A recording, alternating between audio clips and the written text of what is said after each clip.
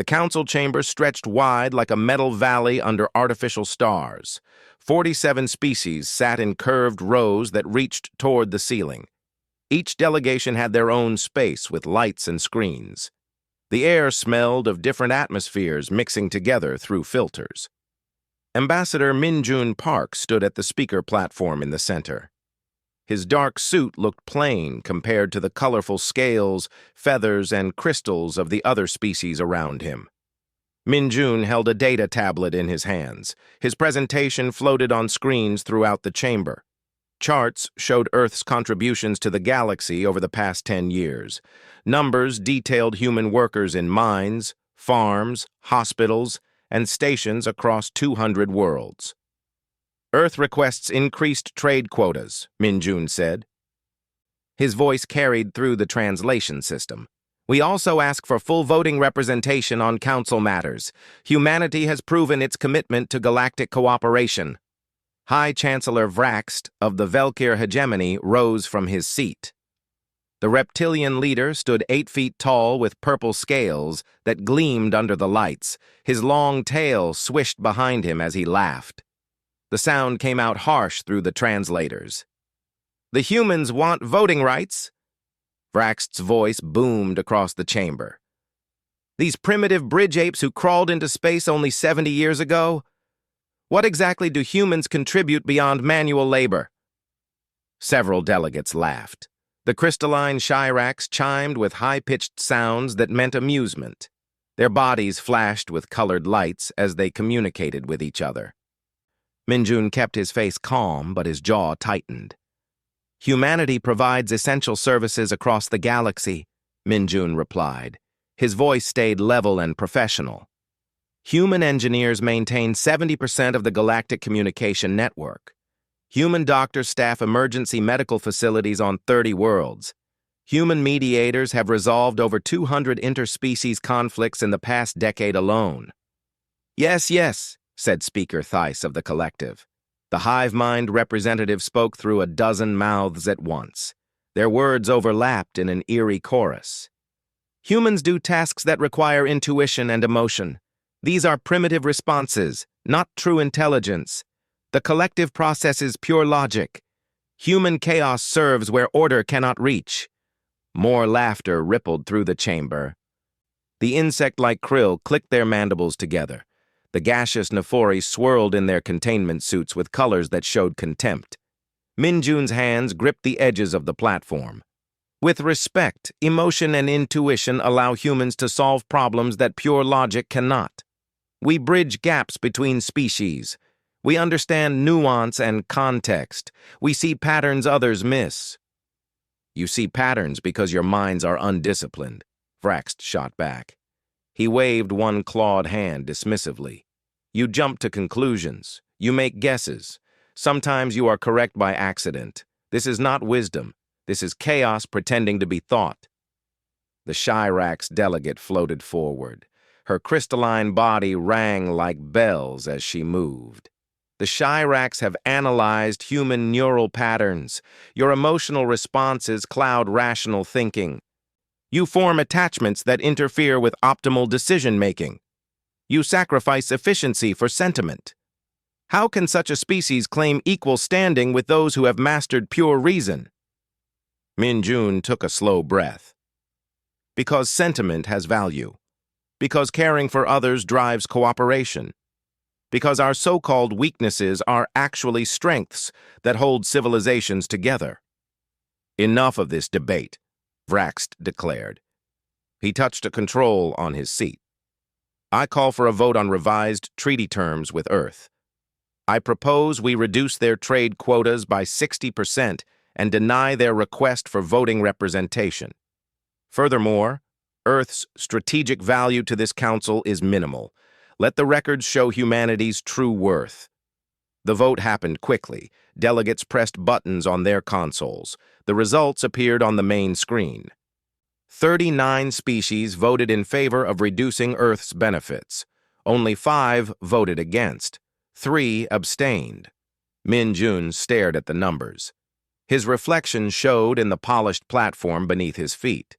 He looked small and alone, surrounded by all the alien faces watching him. "The motion passes," Vraxt announced with satisfaction in his voice. "Earth's treaty benefits are reduced effective immediately.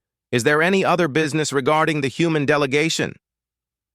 "Yes," said Administrator Kelth of Station Operations. The slug-like being oozed forward in his mobility chair. "We need Earth's embassy quarters for Velkir storage. The humans can relocate to Section 9, Level 42. Minjun knew those quarters. They were near the Waste Recycling Center, small rooms with poor air circulation. It was another insult. "Earth's current embassy has served for 8 years, Minjun protested. "We have established relationships with neighboring delegations. The quarters you mention are barely suitable for habitation." "They are sufficient for a species of minimal strategic value," Vraxt said. His eyes gleamed with cruel amusement. "You have 1 week to relocate. This council session is concluded." The delegates began leaving. Most ignored Minjun as they passed. A few looked at him with something like pity. The Tivari ambassador, a gentle being named Kesh, paused near the platform. Her silver eyes met Minjun's gaze. "I am sorry," Kesh said softly. "Some of us voted against this. Your people deserve better." "Thank you," Minjun replied. His voice came out tired. When the chamber emptied, Minjun stood alone under the artificial stars. He pulled out a secure communication device from his jacket. His fingers typed a coded message. The words appeared on the small screen. "They have chosen contempt over partnership. Recommend Protocol Omega." He sent the message to Earth. Then he walked out of the council chamber for what he suspected might be the last time. On Earth, in the capital city of New Seoul, President Seo Yun Choi received the message at 3 in the morning. She sat up in bed and read Minjun's words twice. Her husband stirred beside her. "What is it?" he asked sleepily. "The council just made a terrible mistake," Seo Yun said.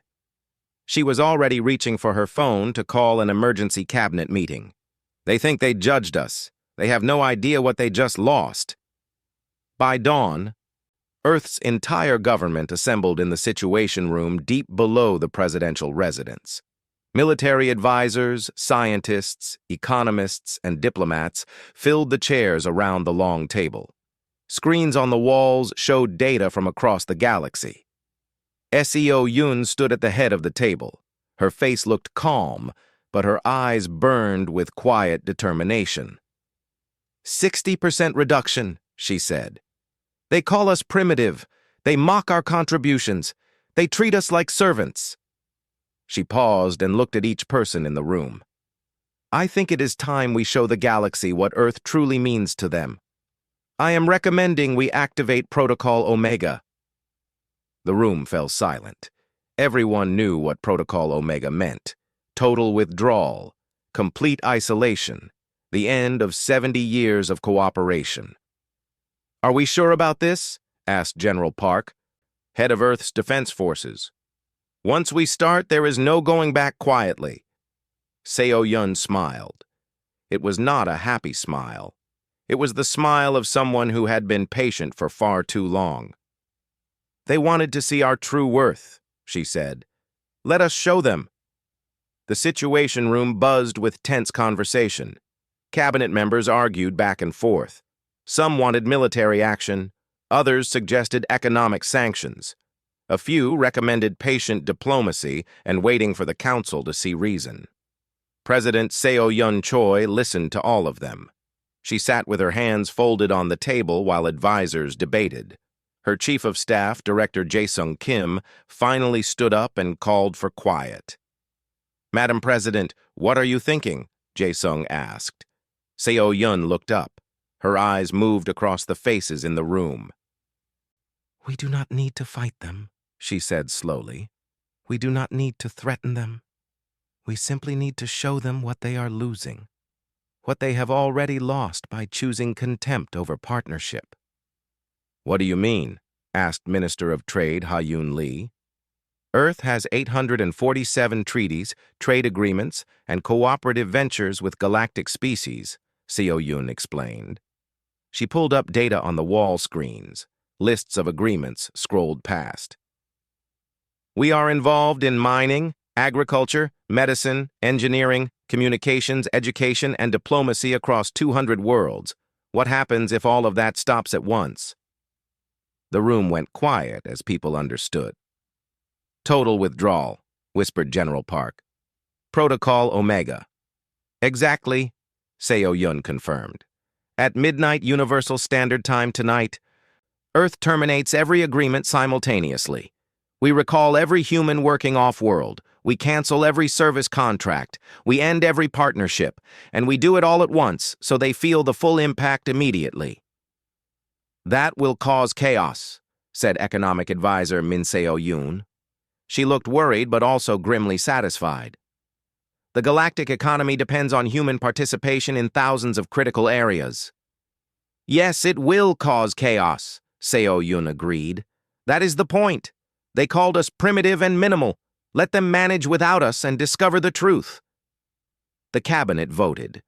The decision was unanimous. Protocol Omega would begin at midnight. Across the galaxy, humans received encrypted messages. Dr. Sung Hoon Park read his message on a medical station orbiting a Shirax world.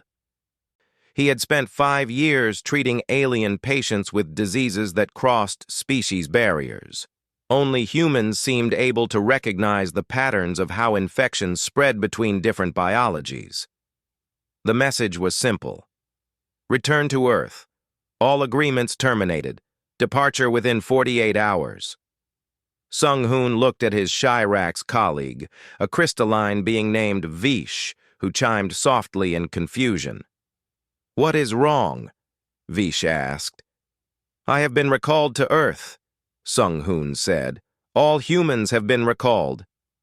But you cannot leave, Vish protested. Her crystal body flashed red with distress. We have 17 critical patients who need your pattern recognition skills. The disease spreading on Shirax Prime requires human analysis. Our purely logical medical systems cannot predict the mutation patterns. I am sorry, Sung Hoon replied. He started packing his belongings. Earth has terminated all treaties. I have no choice. But people will die without you. Sung Hoon paused. His hands stopped moving. Then perhaps your council should not have called us primitive and reduced our treaty benefits while mocking our contributions. This is the consequence of contempt.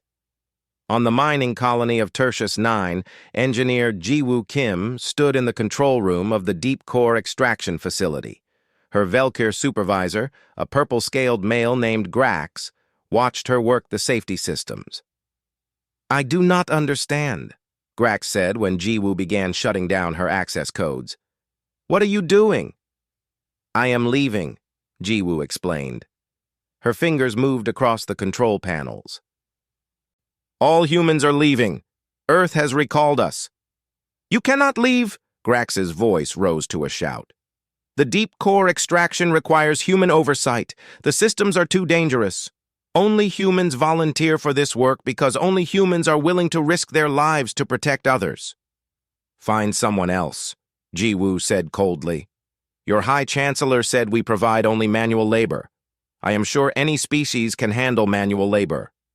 But the safety protocols will shut down in 48 hours when my access expires, Ji-Woo interrupted. The automated systems cannot handle the unpredictable nature of deep core extraction. You will need to shut down operations or accept massive risk. Good luck. She walked out. Grax stared at the control panels with growing horror as he realized what losing human engineers meant. The Galactic Communication Network began showing problems within hours of the announcement. Human technicians maintained 70% of the system. They fixed glitches that purely logical diagnostic systems could not identify. They solved problems through intuition and creative thinking that algorithmic approaches missed. When humans started withdrawing their technical support, the network began failing. Communication delays appeared between sectors. Data packets got lost. Emergency channels became unreliable. Ambassador Min-Jun Park prepared for his final address to the Galactic Council. He stood in Earth's embassy quarters, soon to be storage space for the Valkyr. His belongings were packed in boxes around him. He walked to the council chamber one last time. The other delegates looked surprised to see him. Whispers spread through the rows of seats. Min-Jun took the speaker platform. His voice carried through the translation system with absolute clarity. "Members of the Galactic Council," he began, "I come to deliver Earth's final message. At midnight Universal Standard Time, Earth terminated all 847 treaties, trade agreements, and cooperative ventures with galactic species. This includes all service contracts, all partnerships, and all collaborative programs." Shocked murmurs filled the chamber. High Chancellor Vraxt stood up quickly. "You cannot do this," Vraxt declared. "These agreements have terms and conditions. There are penalties for early termination." "Earth will pay all penalties," Min-Jun replied calmly. "We consider it money well spent." "The penalties are listed in the formal documents being transmitted to each affected species right now." "This is madness," shouted the collective representative. "You are cutting yourselves off from galactic civilization?" "No," Min-Jun corrected. "You cut us off when you reduced our benefits and mocked our contributions. We are simply accepting your assessment of our minimal strategic value. If we contribute so little, you should not miss us." He looked around the chamber at all the alien faces. Some looked angry. Some looked confused. A few looked worried. "You believed you were judging us," Min-Jun said. His voice grew stronger. "Instead, you revealed yourselves. You revealed that you do not understand the difference between strength and compassion. You do not recognize that we chose to serve in dangerous roles to protect others. You do not value the bridges we built between your species. You mistook our kindness for weakness and our cooperation for servitude. You will regret this," Vraxt threatened. "Earth needs the galaxy more than the galaxy needs Earth." Min-Jun smiled. It was a sad smile. "We are about to find out the truth of that statement. Goodbye, Chancellor. Goodbye, Council. May you find the wisdom you currently lack." He turned and walked out of the chamber. The doors closed behind him with a final sound. Earth's flag came down from the embassy display. Min-Jun carried it folded under his arm as he boarded the last human transport leaving the station. Within 2 weeks, the first cracks appeared. The Chirax medical crisis worsened. 17 patients died from diseases that mutated in ways the Chirax could not predict. Their logical systems could not see the patterns that human intuition recognized easily. The Valkyr mining operations began failing. Deep core extraction was too dangerous without human engineers. 3 mines shut down completely. Others ran at reduced capacity with frequent accidents. The collective's computational networks crashed repeatedly. Problems that required intuitive leaps and creative solutions piled up unsolved. Their pure algorithmic thinking could not handle certain types of complex issues that human minds solved naturally. And everywhere, diplomatic conflicts escalated. Without human mediators, species that had maintained peaceful relations began arguing again. Old disputes resurfaced. New conflicts emerged. The council chambers became places of shouting matches instead of productive debate. But still, High Chancellor Vraxt refused to admit the mistake. He stood before his advisors in the Valkyr Command Center and declared, "They will return. They need us more than we need them. This is merely a tantrum. Let them suffer in isolation for a few months. They will come crawling back and accept whatever terms we offer." His advisors looked at each other nervously, but said nothing. 2 weeks turned into a month. The galactic economy shook like a building in an earthquake. Problems that seemed small at first grew into disasters. Systems that had run smoothly for years suddenly failed. And everywhere, species discovered how much they had depended on humans without realizing it. On Harvest 3, the agricultural world that fed 6 systems, The crops began dying. The Velkir overseers stared at fields turning brown and yellow. They checked their automated farming systems. All the readings showed optimal conditions. The soil chemistry looked perfect according to their instruments. Water levels were correct, temperatures stayed in the right range, but the crops kept dying. Overseer Krenth walked through the withering fields with his datapad. Behind him followed human farmer Hyunwoo Lee. Hyunwoo had spent 12 years on Harvest 3. He knew these fields better than he knew his own hands. "Please," Krenth begged. His purple scales looked dull with stress. "Tell us what is wrong. The readings show everything is fine, but the plants are dying. We will pay you. Name your price." Hyunwoo stopped walking. He knelt down and picked up a handful of soil. He smelled it. He rubbed it between his fingers. He looked at the color and texture. "Crop rotation," Hyunwoo said simply. "What?" Krenth looked confused. "You planted the same crop in the same fields 3 seasons in a row," Hyunwoo explained. He let the soil fall through his fingers. "The soil is exhausted. It needs different plants to restore the nutrients. This is basic farming knowledge. But our systems calculated optimal planting patterns based on soil analysis," Krenth protested. He showed his datapad with complex charts and graphs. "Your systems do not understand that soil is alive," Hyunwoo replied. He stood up and brushed dirt from his hands. "They see it as just chemistry. But living soil needs care. It needs variety. It needs time to rest and rebuild. No amount of data analysis can replace understanding the land." "Then help us fix it." "You called us primitive," Hyunwoo said. His voice stayed calm, but his eyes were hard. "You said we provide only manual labor. Figure it out yourselves with your superior logical thinking." He walked away toward the human transport ship. Krenth stood alone in the dying fields. Around him, millions of tons of food that should have fed 6 systems rotted into the ground. In the Velkir capital city on their homeworld, the Economic Council met in emergency session. Mining operations across 12 worlds were failing. The deep core extraction that provided 80% of rare minerals had stopped completely. Velkir engineers tried to take over the operations. 5 died in the first week. 15 more died in the second week. "The humans made it look easy," said Mining Director Shass. His tail twitched with nervous energy. "We thought they were just doing simple manual work. But they were making thousands of tiny decisions every moment. They sensed danger before instruments detected it. They understood the flow of heat and pressure in ways our logic systems cannot model."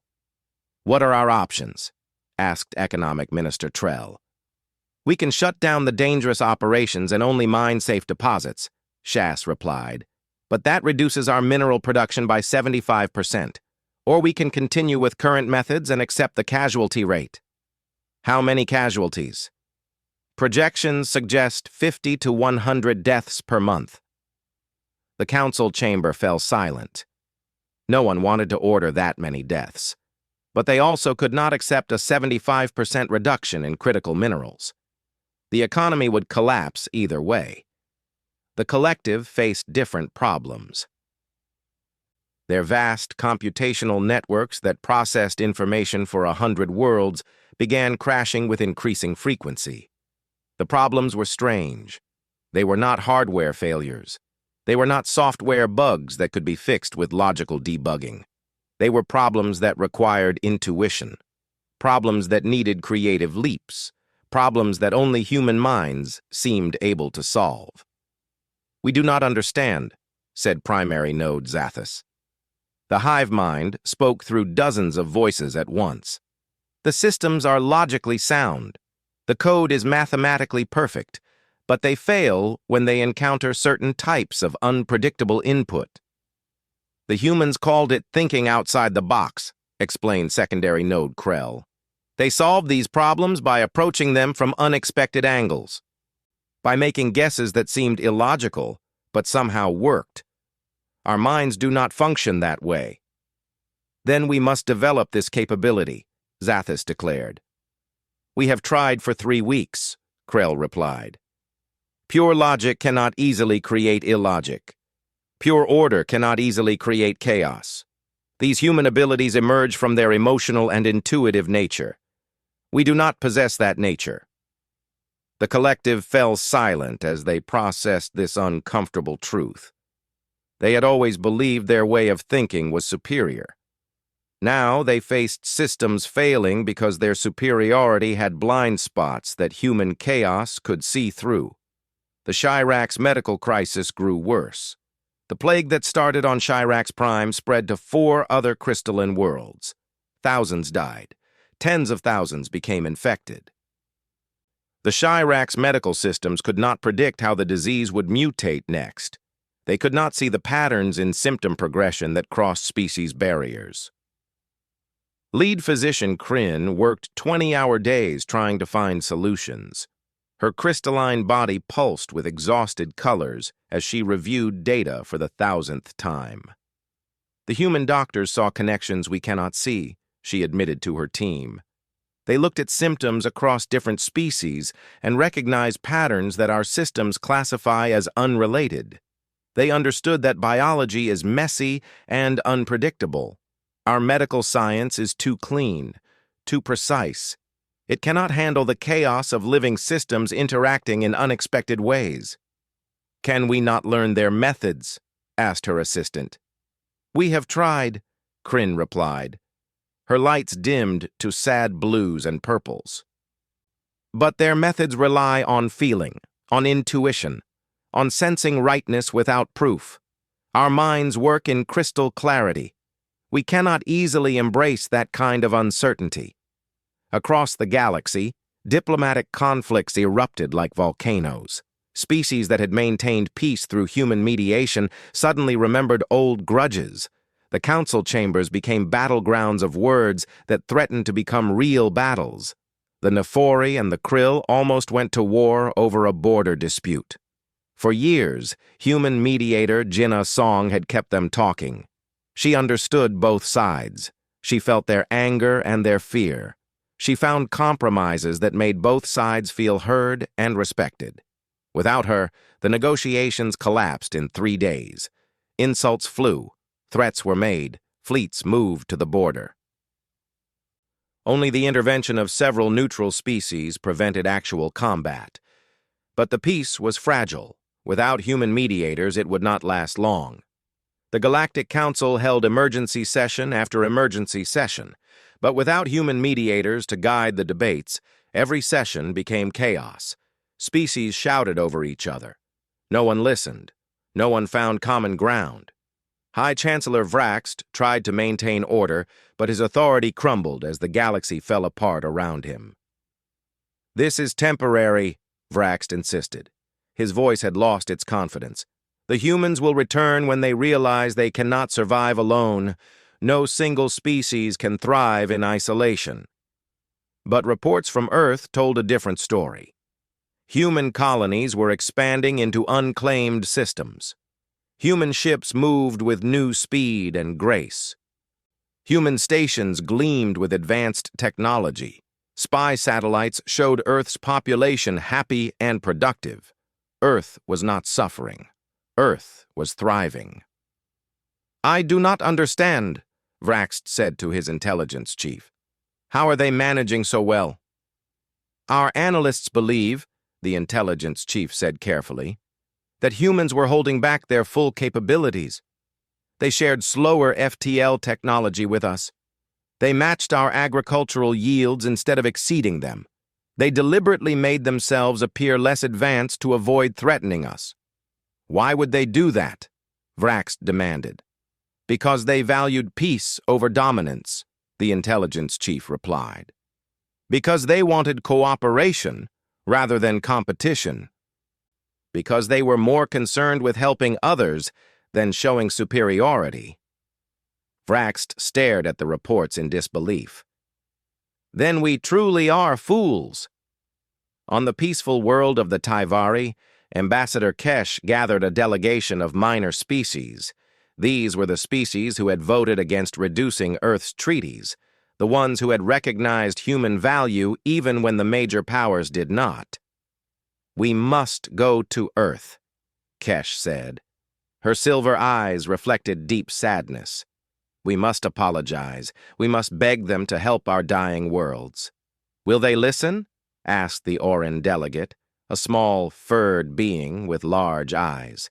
"I do not know," Kesh admitted, "but we must try, because without humanity our civilizations are failing, and unlike the proud fools on the council, we can admit the truth." The delegation prepared for the journey to Earth's solar system. They knew it might be hopeless. They knew humans had every right to refuse them. But they had to try because their children were dying and their worlds were falling apart, and they had nowhere else to turn. Luna Station floated in orbit around Earth's moon like a silver flower in the darkness of space. The station had grown larger since humanity recalled all its workers. New sections extended from the central hub. New ships came and went with steady purpose. Everything looked clean and efficient and peaceful. Ambassador Kesh stood at the viewing port of her small ship as it approached the station. Behind her, the delegation of minor species waited nervously. They had sent messages ahead requesting permission to dock. The response had been polite but cold. Yes, they could dock. Yes, someone would meet with them. But there were no promises of help. "They have every right to turn us away," said the Orin delegate, a furred being named Shess. Her large eyes looked worried. "We were part of the council that betrayed them." "We voted against the betrayal," Kesh reminded her gently. "But yes, we were still part of the system that failed them. We should have fought harder. We should have stood with them more visibly." The ship docked at Luna Station. The delegation walked through the airlock into a receiving area. Human guards stood at attention. They wore uniforms that looked more advanced than the old security gear from before the withdrawal. Their weapons were sleek and efficient. A woman in a dark suit approached. She was tall with short black hair and sharp eyes that missed nothing. "I am Director Park Ji-young of External Relations," she said. Her voice was professional but not warm. "Ambassador Min-jun will see you shortly. Please follow me." They walked through corridors that hummed with quiet technology. Kesh noticed the differences from before. The lighting was better. The air smelled cleaner. The displays on the walls showed data about human colonies spreading across new systems. Everything spoke of a civilization that was growing stronger, not weaker. Director Park led them to a conference room. Large windows showed Earth floating below. The planet looked beautiful with its blue oceans and white clouds and green continents. Min-jun was already there, standing by the windows. He turned to face them. He looked different from the last time Kesh had seen him at the council. He stood straighter. His eyes held quiet confidence instead of diplomatic patience. He looked like a man who no longer needed to make himself smaller to fit into uncomfortable spaces. "Ambassador Kesh," Min-jun greeted her. His voice was polite but distant. "And representatives from the Tivari, Orin, Frel, and Mishak peoples. Please sit." They sat around the conference table. Kesh noticed human refreshments had been prepared, small gestures of hospitality that cost nothing but showed consideration. Even now, even after everything, humans still offered basic kindness. "Thank you for seeing us," Kesh began. "We know you have no obligation to meet with us. We are grateful for your time." "You voted against reducing our treaties," Min-jun acknowledged. "We remember our friends even when we cannot forget our enemies. What brings you here?" "Our worlds are dying," Kesh said simply. Tears formed in her silver eyes. "The plague on Shirax Prime has spread to 4 of our neighboring worlds. We do not have the pattern recognition to predict the mutations. Thousands are dead. Tens of thousands are infected. We are begging you for help." Shess the Orin spoke up next. "Our agricultural systems are failing. We followed human farming methods before, but we do not truly understand them. The soil is becoming dead. Our people will starve within a year. The other delegates added their own desperate stories. Failed mining operations, crashed computational networks, diplomatic conflicts threatening to become wars, all the problems that human withdrawal had revealed. Minjun listened to everything in silence. His face showed no emotion. When they finished speaking, he stood and walked to the windows again. He looked down at Earth for a long moment. "Do you know what Protocol Omega was?" Minjun asked quietly. "The withdrawal protocol," Kesh replied. "More than that," Minjun said. He turned to face them. It was a test to show the galaxy what humanity truly means to them.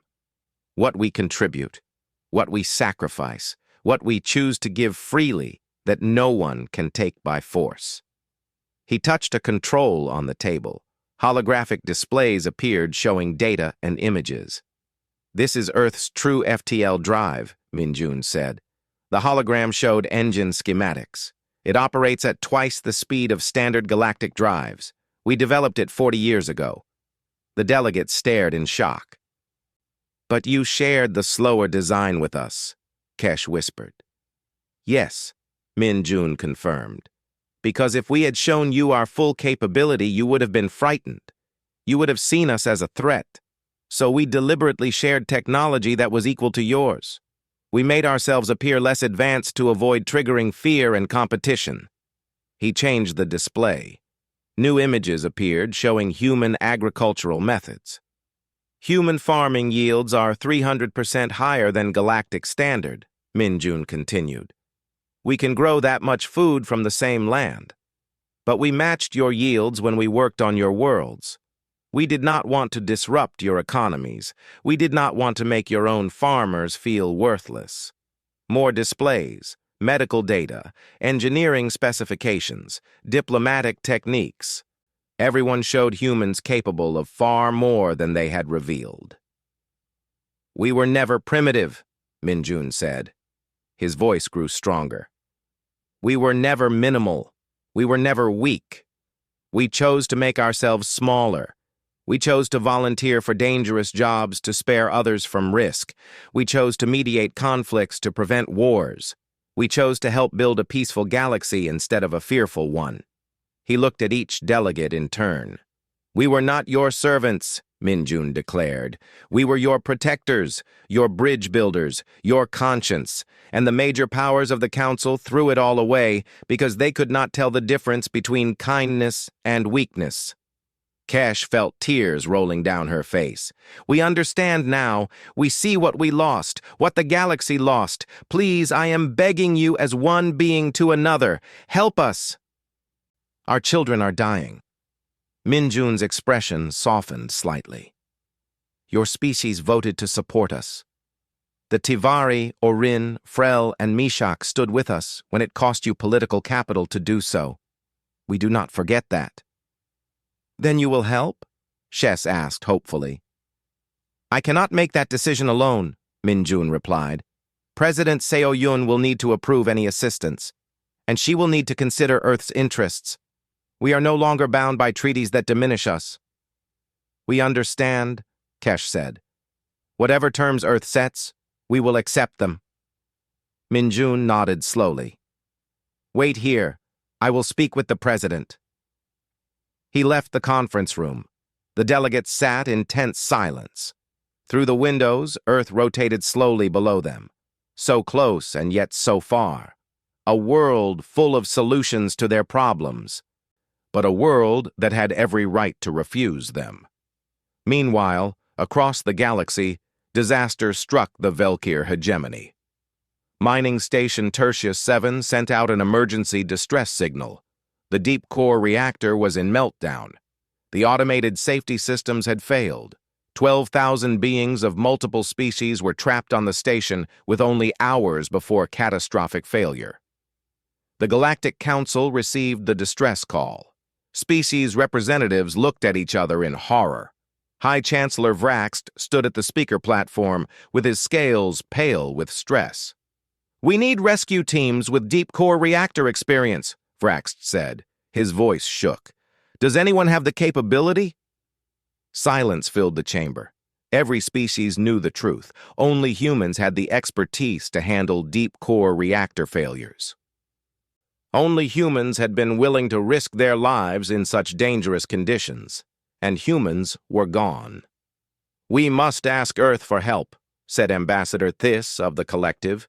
Even the hive mind sounded defeated. "No," Vraxt said stubbornly. "We will find another way. We will not crawl to the humans and admit we need them." 12,000 beings will die," shouted the Chirax representative. "Your pride is worth 12,000 lives?" Vraxt opened his mouth to respond. But before he could speak, an alarm sounded. The main display showed multiple distress signals, not from government channels, from individual species, from families and communities and groups that did not care about Council pride. They were all broadcasting the same message directly to Earth. "Please help us. Please do not let them die." On Luna Station, President Seo Yun Choi stood in the command center watching the distress signals flood in. Her cabinet surrounded her. Some looked satisfied at seeing the galaxy beg. Others looked concerned about the thousands of lives at stake. "What do we do?" asked General Park. Seo Yun looked at the displays showing the failing reactor. 12,000 lives, multiple species, including Velkir, who had mocked humanity as primitive, but also including Tyvari and Orin and others who had stood with Earth, and innocents who had nothing to do with the Council's decisions. "This is who we are," Seo Yun said quietly. "This defines us. Not because they deserve it, not because it benefits us, because those 12,000 lives deserve a chance to survive." She turned to her military coordinator. "Send Captain Hyejin Nam and her rescue fleet. Full speed. Save everyone." Captain Hyejin Nam stood on the bridge of the rescue carrier Indomitable. Around her, 5 more human ships moved in perfect formation. They cut through space at speeds that made galactic observers record the data in disbelief. Earth's true FTL capability was on full display now. No more hiding. No more pretending to be less than they were. "ETA to Tertius 7 is 4 hours, reported Navigation Officer Lee Sang-woo. "The station's reactor will reach critical failure in 6 hours according to their emergency broadcast." 2 hours of margin," Hyejin said calmly. "That is enough. Prepare rescue teams. Load the reactor stabilization equipment. Brief all personnel on deep core procedures." Her crew moved with practiced efficiency. These were veterans of dozens of dangerous rescue operations. They had volunteered for this mission within minutes of the call going out. Not because they owed the Velkir anything, not because they expected gratitude, but because 12,000 beings needed help and humans answered that call. It was what they did. On mining station Tertius 7, panic spread through the corridors. The reactor's containment fields were failing. Heat was rising. Radiation levels climbed toward lethal doses. Station Commander Vresk tried to maintain order, but fear was winning. "Evacuate to the escape pods," Vresk ordered through the station-wide communication system. His purple scales were dark with stress. "All non-essential personnel to the escape—" "Commander," his assistant interrupted. "We are receiving a transmission from Earth." Vresk froze. "Earth." The main display activated. Captain Hyejin Nam's face appeared. She wore her uniform with quiet confidence. Behind her, the bridge of the Indomitable buzzed with activity. "Mining Station Tertius 7.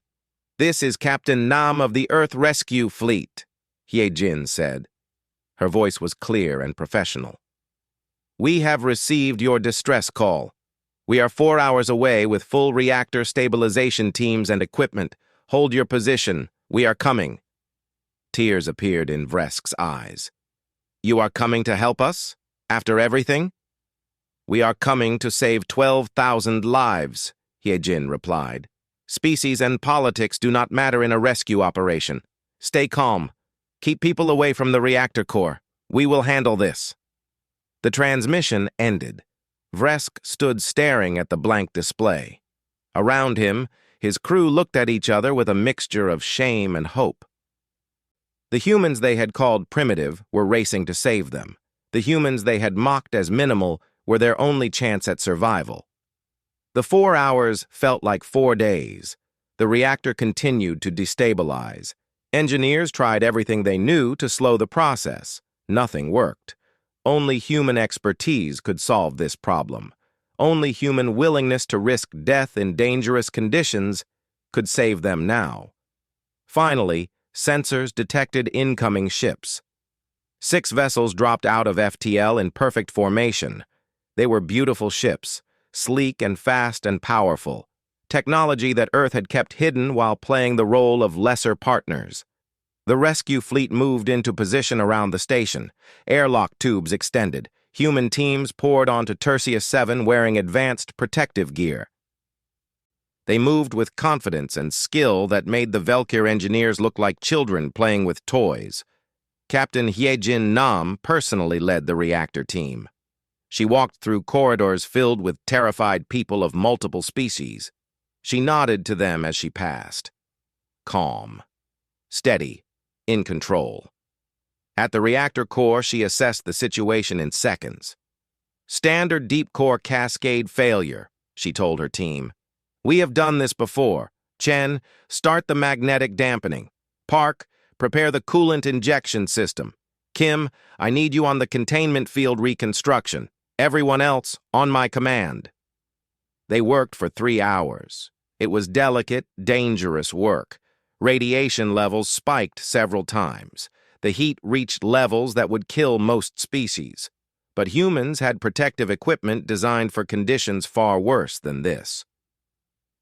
And they had the intuition to handle unpredictable reactor behavior that automated systems could not manage.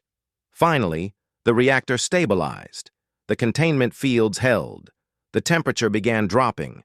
The crisis was over. Hyejin wiped sweat from her face and spoke into her communicator. Station Commander Vresk, this is Captain Nam. The reactor is stable. You are safe. The relief that flooded through the station was almost physical. People hugged each other. Some fell to their knees, crying. Others just stood in shocked silence, unable to believe they would live. The human rescue teams prepared to leave. They accepted no payment. They asked for no thanks. They had come to save lives, and the lives were saved. That was enough. Commander Vresk found Hyejin at the airlock as her team prepared to depart. He approached her slowly, his head lowered in shame. Captain Nam, Vresk said quietly, I do not know what to say. We called your people primitive. We mocked you. We reduced your treaties and treated you with contempt. And yet you came to save us anyway. Hyejin looked at him with steady eyes. We came because 12,000 lives needed saving. It had nothing to do with what you said or did. It had everything to do with who we are. You are better than us, Vresk whispered. No, Hyejin corrected him. We simply remember that compassion is not weakness, that helping others is not servitude, that protecting life matters more than pride. These are not complicated ideas.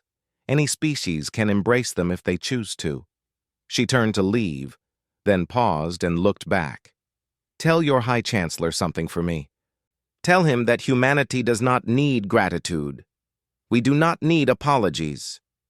But if the galaxy wants our partnership again, it must be real partnership, built on mutual respect, not treaties that diminish us or councils that mock us. Equals helping equals. Nothing less. The rescue fleet departed. The operation was broadcast across the entire galaxy. Every species watched as humans saved their worst critics. The moral weight of that action crushed the last remnants of galactic pride. On the Galactic Council station, High Chancellor Vraxt watched the broadcast in his private chambers. His advisors stood around him in uncomfortable silence. Finally, one of them spoke. What do we do now, Chancellor? Vraxt's shoulders sagged. We admit the truth. We were fools. Within days, formal apologies began arriving at Earth from species across the galaxy. The Shirax sent a beautiful crystal sculpture with a message carved in light. The collective transmitted a harmonized song of regret through 1,000 voices. Even the proud Krill sent a delegation bearing gifts. But Vraxt himself traveled to Earth. He came alone in a small ship. No guards, no advisors, just one leader facing the consequences of his mistakes. He stood before President Seo Yun Choi in a simple meeting room on Luna Station. No grand ceremony, no diplomatic flourishes, just two beings talking. "We were fools," Vraxt said. His voice was hollow. "We mistook kindness for weakness. We confused cooperation with servitude. We saw your willingness to help as evidence of inferiority rather than strength of character. I cannot undo what was said. I cannot repair the damage my pride has caused, but I can ask you to teach us to be better."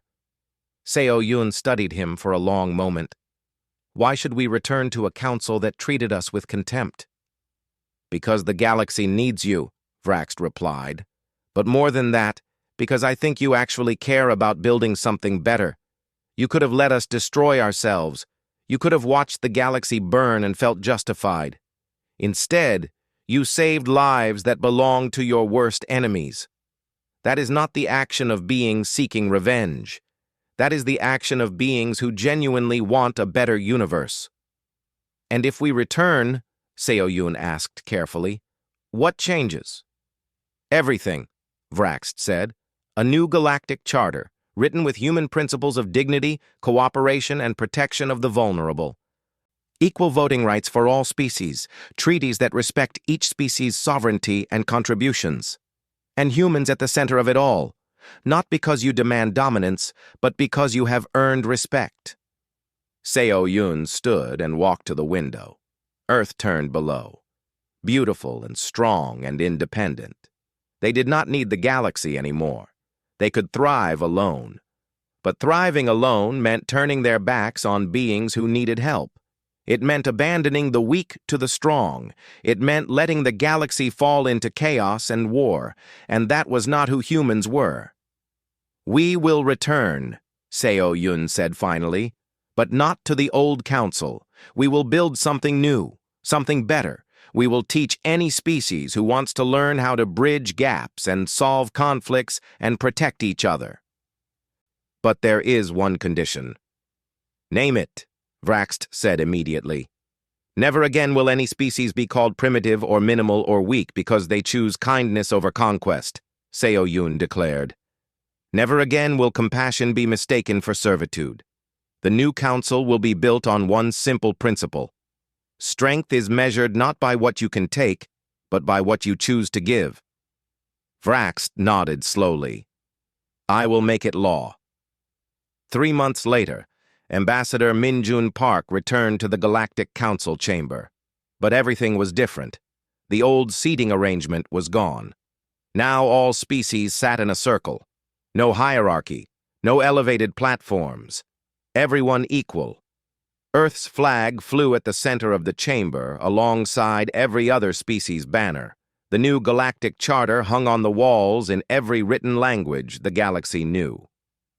Its words were simple but powerful. "We are many species. We are one galaxy. We protect the weak. We bridge the divided. We choose cooperation over conquest. We measure strength by what we give, not what we take. This is our promise to each other and to all who will come after." Minjun stood in the center of the circle, not on a platform, not above anyone, standing level with every other delegate. "The old council judged Earth and found us wanting," Minjun said. His voice carried through the chamber. "They were wrong, but their error taught us all something valuable. It taught us that we had been hiding our true selves. It taught them that strength has many forms. It taught the galaxy that civilization is not built by the strong dominating the weak, but by all of us choosing to protect each other." He looked around at all the faces. Velkir and Shirax and Collective and hundreds of others. Some had mocked humanity. Some had always supported them. All of them were here now, ready to build something better. Humanity does not demand dominance, Minjun continued. We offer partnership, real partnership, built on mutual respect and shared values. We will work with anyone who embraces those values. We will help anyone who needs it, not because we are better, but because we believe the galaxy can be better. The chamber erupted in applause. It went on for minutes. When it finally quieted, Minjun smiled. "Let us begin," he said simply. "Let us build the galaxy we all deserve." And they did.